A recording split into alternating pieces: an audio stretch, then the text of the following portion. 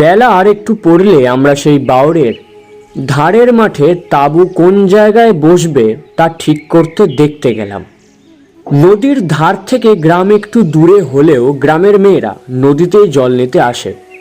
আমাদের যেখানে নৌকাখানা বাঁধা হয়েছিল তার বাঁ ধারে খানিকটা দূরে মাটিতে ধাপ কাটা কাঁচা ঘাট। গ্রামের একজন বৃদ্ধ বোধহয় নদীতে গ্রীষ্মের দিনের বৈকালে স্নান করতে আসছিলেন।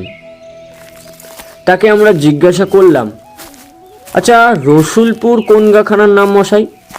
সামনের ওটা না পাশেরটা? আগে না, এটা হলো কুমুরে, পাশের ওটা আমডাঙ্গা। রসুলপুর হলো এ গাগুলোর পেছনে, ওই কোষ দুই তফাৎ। আপনারা?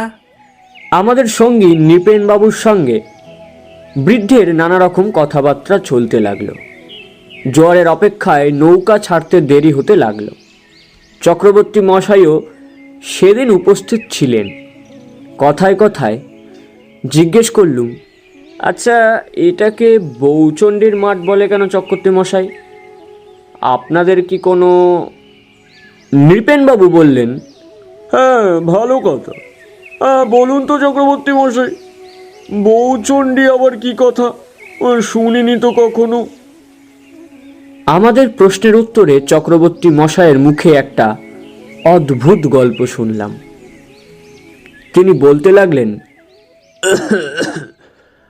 শুনুন তবে, এটা সেকালের গল্প, ছেলেবেলায় আমাদের ঠাকুমার কাছ থেকে শোনা।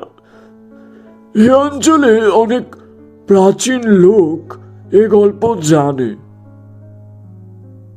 কি সেই গল্প? শুনতে হলে চোখ রাখতে হবে গল্পের হাট চ্যানেলে। আগামী রোববার ঠিক দুপুর 1টায় গল্পের হাটে নতুন গল্প।